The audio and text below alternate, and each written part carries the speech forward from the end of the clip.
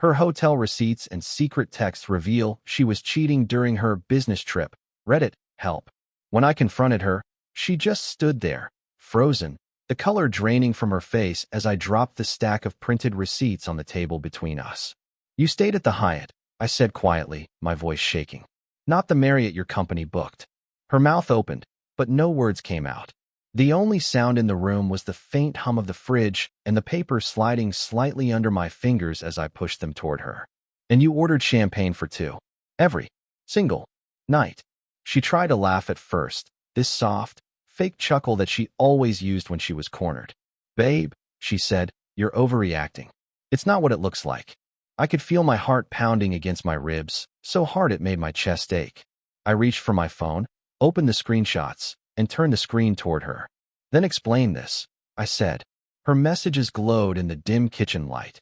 Can't wait to see you again. Same room number? Missed waking up next to you. Last night was perfect. She froze, her face slack. You told me you were exhausted. I whispered. You told me you were too busy to talk. It had all started 3 weeks earlier. She told me she had a 4-day business trip in Chicago, some marketing conference her company sent her to every year. I didn't think twice about it. She traveled a lot for work, and I trusted her. I even helped her pack, joking about how she'd better bring me back one of those fancy hotel soaps I secretly liked collecting. She kissed me goodbye at the airport, smiling the way she always did when she knew I'd miss her. I'll call you when I land, she said. And she did. Or at least, that's what I thought. The first day was normal. She texted me photos of the conference hall, her name badge, and some overpriced salad she said she regretted ordering. I wished her good luck, told her I loved her. But something felt different after that. She became distant. Shorter texts. Longer gaps between messages. When I'd call in the evenings, she'd answer sounding rushed, like she was trying to keep her voice low. I'm just in the lobby with some coworkers, she'd whisper. I'll call you later, okay? But later never came. I told myself it was fine. She was working hard. I'd been with her for nearly 5 years, and in that time, she'd never given me a reason not to trust her. We lived together, shared bills, talked about getting a dog. I'd been saving for an engagement ring for almost 6 months. So when she said she was too tired to FaceTime one night, I let it go. But then, something small, stupid, really, made me start digging. She came home the following Monday, and when I picked her up at the airport, she was off. Not in an obvious way. She hugged me, smiled, told me she missed me. But her eyes wouldn't stay on mine for long. The smell of her perfume was stronger than usual, layered over something else, like men's cologne. I tried to ignore it. She said the trip was fine, but vague about details. Same old stuff, she said. Networking, panels, boring dinners. That night, while she showered, I grabbed her suitcase to help unpack. I found a small envelope tucked into the side pocket, a hotel receipt. Nothing strange there, except it wasn't from the Marriott she'd said she was staying at. It was from the Hyatt Regency, dated for the same 4 nights she'd been away. At first, I figured maybe her company changed hotels last minute. It happens. But the next morning, curiosity got the better of me. I called the Marriott.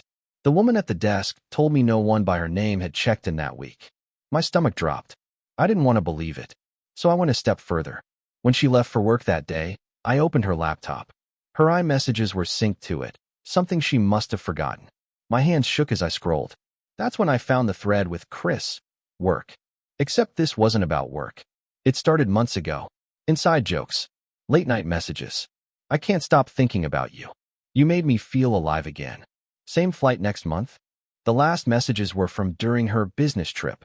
They talked about their room, the view from their bed, and plans to make the next trip even longer.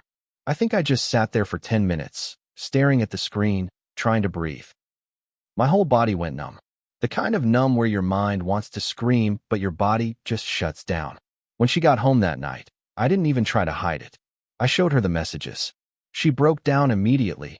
Tears, apologies, the whole performance. It didn't mean anything, she sobbed. It was just a mistake. A mistake, I said quietly. You don't accidentally book a different hotel. You don't accidentally text someone that you miss their hands on your skin. She grabbed my arm. I swear it was only once. It was just that trip. I've been so stressed, I pulled away. So stressed you decided to sleep with your coworker? She started crying harder, covering her face. I don't know why I did it. He was there, and it just happened. I walked out of the room. I couldn't listen to her anymore. Over the next few days, she kept trying to fix things. She deleted his number in front of me, begged for therapy, offered to quit her job. She wrote me a letter about how she'd been lonely and insecure, and how it didn't mean she didn't love me. I didn't respond. I slept on the couch, barely spoke to her. Every time I looked at her, I saw those messages in my head, every word of them, like a movie I couldn't stop replaying. Then came the worst part. About a week later, I got a text from an unknown number. It was him, Chris. He said, "Hey man, I didn't know she was in a relationship. She told me you were taking a break." I swear, I almost threw my phone across the room. She didn't just cheat. She lied to both of us. I called him immediately, heart pounding. He sounded shaken, genuinely surprised, even apologetic.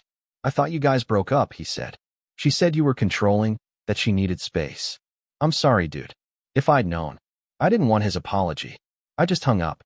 But hearing her lies from someone else's mouth, was like getting stabbed all over again. That night, I told her to leave. She begged me not to. "Please," she said, "don't throw us away over this." I laughed, but it came out as more of a choked sound. "You already did." She packed a bag, crying the whole time, and left for her sister's. The apartment's been quiet ever since. Too quiet. Her toothbrush is still in the bathroom, her shoes by the door. Every morning, I see them, and for a second, I almost forget everything. Then it all hits again like a wave. I keep asking myself why. Why throw away years of trust, plans, everything, for a fling on a work trip? I've read every text, every email, trying to find the moment it started. It wasn't sudden. It crept in little things. She'd been pulling away for months, maybe longer. I think part of her wanted to see if she still had it, whatever that means. And maybe that's the part that hurts most, that I wasn't enough for her to feel wanted anymore. I've tried to block her number, but I can't seem to do it. She still texts sometimes. "I miss you. I'll do anything to make it right. I'm sorry." I don't reply. Not because I don't want to, part of me still does, but because I know it'll just start the cycle again. The lies, the promises, the guilt. Last night, I found the ring I bought. I'd been planning to propose next month. I sat there, holding it in my hand, thinking about how close I came to giving it to her. So, Reddit, I don't know what to do now. Everyone tells me to move on, that cheaters don't change. But part of me keeps wondering if maybe this was just one awful mistake. If people can come back from something like this. Do I cut her out completely? Do I try therapy? I can't even tell what I want anymore. All I know is that her hotel receipts and secret texts exposed a version of her I didn't know existed. The woman I loved isn't the woman who came back from Chicago. And every time my phone lights up with her name, I don't see my girlfriend. I see the stranger she became.